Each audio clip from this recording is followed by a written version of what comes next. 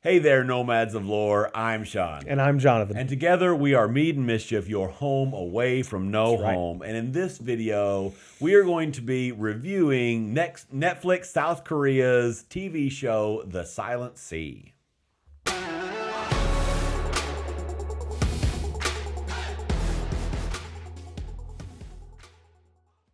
If you have been following our channel for a little while, then you know that we have been doing some non-English language content. We have covered several different Indian cinema films, mostly kind of almost as a fluke. A commenter said, "Hey, watch this," and they'd commented before, and so we said, "Okay, let's do it." And they actually put that comment on our review for the trailer of The Silent Sea, which we only watched the trailer for without even knowing that it was South Korean.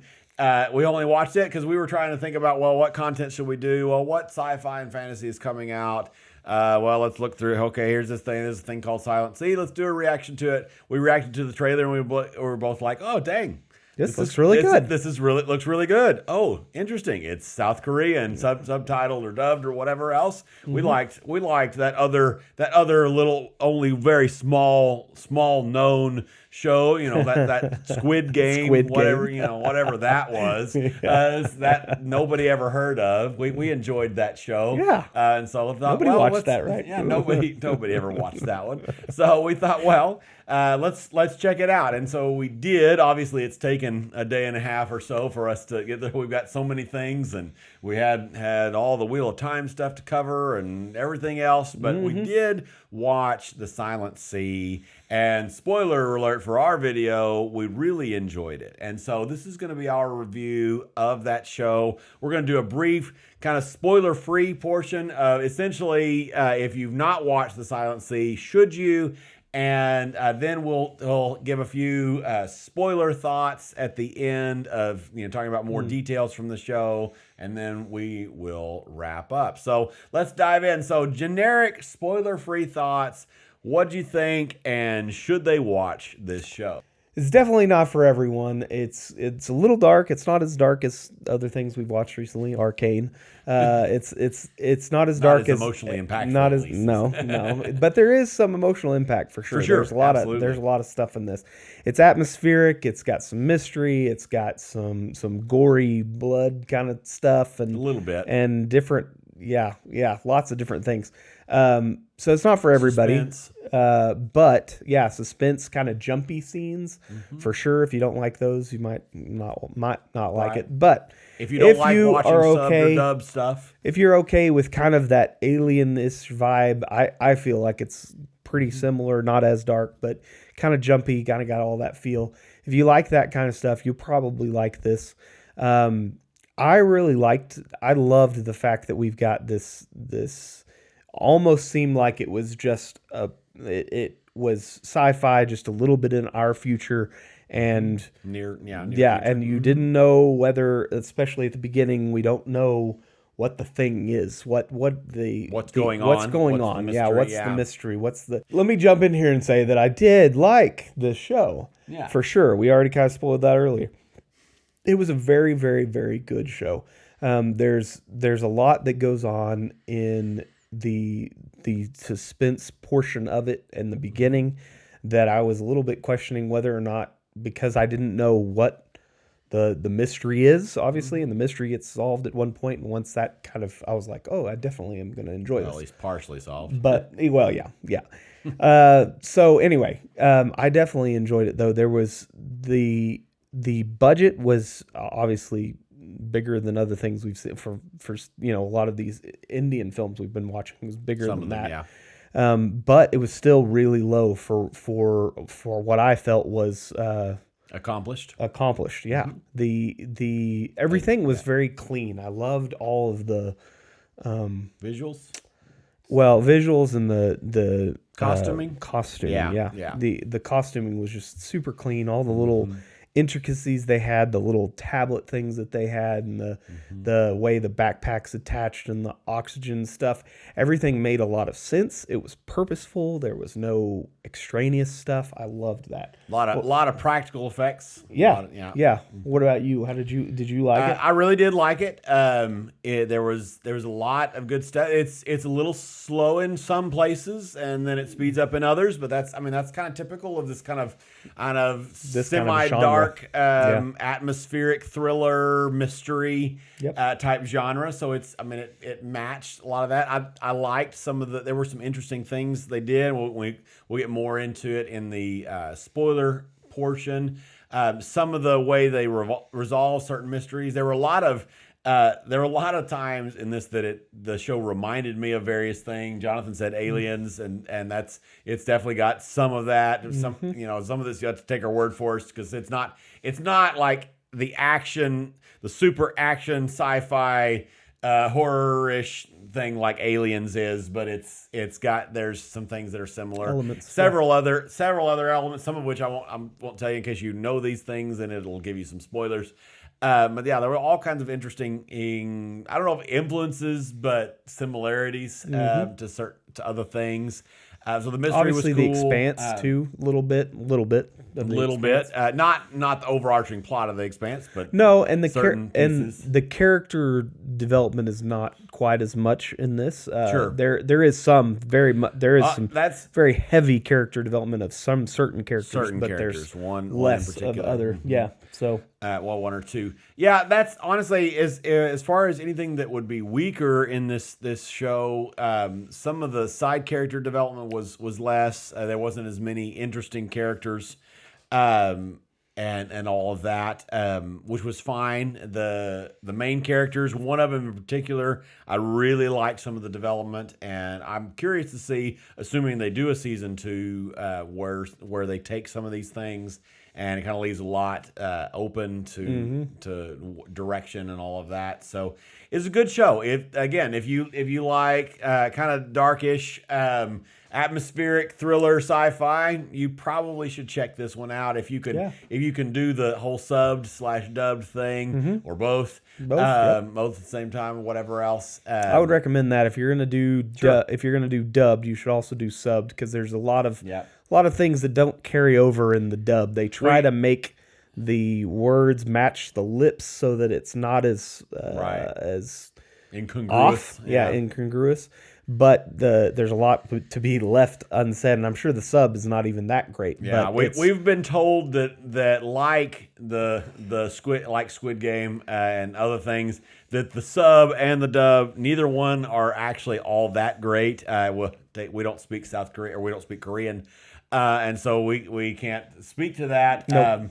And it is sad that we probably aren't even experiencing the whole thing in depth. But I'll tell you that even what we are able to experience with it was really enjoyable and really good. Yep. Absolutely worth watching. We'll both definitely check out season 2 when it comes out. Yeah. So it's worth watching and continuing on with. I think we can probably dive into our spoiler-filled portion. And so if you haven't watched this show and you're interested in it, whether because of what we said or just interested in general, now's probably the time to go ahead and click off. We will see you when you come back after watching it and check out our spoiler thoughts. So let's dive into spoiler. So what was your favorite thing about this show? Honestly, I would have to say not the very, very end, but kind of the end, when we realized that Luna is not, like, for a little while you think Luna's just her daughter, or not her daughter, but something to do with the main lady who sent them to the moon, because she's in that picture with her. Oh, and you kind of think there's some kind of family going on there, but then you find out that she is related to that daughter, I think. Oh, well, she would be probably a clone of her, I imagine. But that's when, at the point that we got clones, and we had this implication of, holy crap, they've not only done this to this girl, but they've done this to dozens of other girls that were cloned. And the social implications of that and the heavy emotional implication of that was just, it was a lot. and that was probably when I was like, okay, this is an intense show, and intense. There's that word again. How many times can we use it? Anyway, it was really, really, really good, and the way that they presented all these little social, or not social, but I guess social political things, like the water and The the water problem rationing with things. doing cloning, and the problem with hurting these kids, and the problems with like all the political and social things that we presented in this. The way they did it was, I thought, very tasteful, and so impactful. The water coming out of water, or water infinitely replicating Yeah. water, Yeah. was crazy, and the way they visualized it was pretty cool too. Yeah, So, I thought for a little while we might have some sort of sentient water thing. It was reminding me of if you are a Doctor Who fan and you've watched the David Tennant special, the Waters of Mars. I was getting those vibes for a while. I was thinking, well, what is this? Is this water actually sentient? Is something happening? Whatever else. And then it turning out to be not, and it just replicating whatever else. That was interesting. Some of the visuals with that were interesting, and the implications there. Obviously, it driving the plot. The way they did some of the environmental bits was kind of intriguing. I think it was some of it was kind of on par with the reality of what something that could happen, and part of it is fairly fanciful. I think it's kind of a combination of both. Being in West Texas, we are acutely aware of, more than many people, I think, that our if there is a natural crisis in the future, it will be around water. I think that's a safe bet. And processing water, I don't see water drying up and going away like they did. So that that direction, I think that might be a little bit far fetched and contrived. That is extreme, especially in the near futureness that it's explained, kind of shown to be. I think that's less likely. I mean, there could be huge kind of natural disaster, asteroid, whatever. I don't know, that we weren't aware of. Who the heck knows? Yeah. But so that was interesting as a backdrop, because I've talked actually to other friends at length about water being a huge issue, and so it was interesting that was, instead of it being the typical we're all flooded because the ice caps are melting, or some of the more or even the actually more plausible than you might think, the ice age has been triggered because of global warming or whatever else. So some of those more typical looks at it was kind of the same ideas but different, and at least some of it in a plausible-ish way. And so that was interesting, and then obviously that tying into the plot with the infinite water replicating was super interesting. And then the girl, of course, Jonathan's reference to aliens, you get huge vibes with that, with the Sigourney Weaver and the daughter thing, and that her taking care of her, and then the deeper connection of she's kind of connected to the main character's sister, and all of that was interesting. The Luna character was it the cloning. I actually called cloning pretty early, fairly early. In my mind, and I think it was partially because it reminded me, there were some aspects of it that reminded me of the film Moon, which if you've not checked, I'm not going to say anything more about that, because if you've not checked out that small little film, it's worth checking out. It's really, really good. And so that, I think that probably influenced that mind, but the whole cloning thing was interesting. And like I kind of predicted it as I was watching it. The her being an experiment and whatever else, and cloning it was almost had to have been. But that's, either way, whether you predicted it or didn't saw it, it still is impactful. And it was. Yeah, and it's the implication and the kind of moral implications there of just kind of goes back to Star Wars, Clone Wars. Are in this context are clones people, and do they have the same Human rights. which kind of goes into several other issues, socio-political, whatever else, that, and there are a lot of implications there and a lot of thoughts and a lot of discussions that could be had. And so that was very interesting. The one thing that I thought was a little bit weak that I think that they could improve on significantly in season 2 is some of the more political structures around and some of the things back on Earth.